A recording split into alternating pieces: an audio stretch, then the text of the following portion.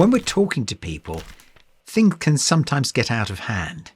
I lose my temper, you lose your temper a bit.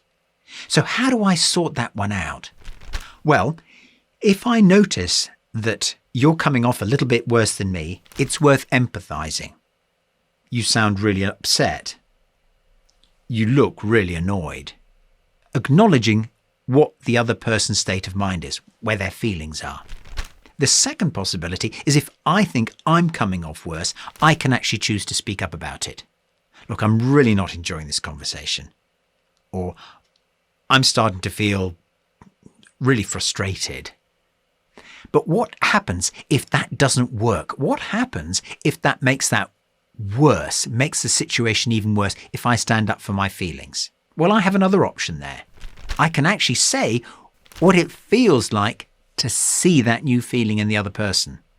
Seeing you react like that actually has really put me off being honest with you. Or it sounds like you're really annoyed now.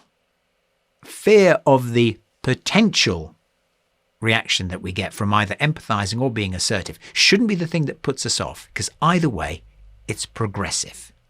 It gets us somewhere new.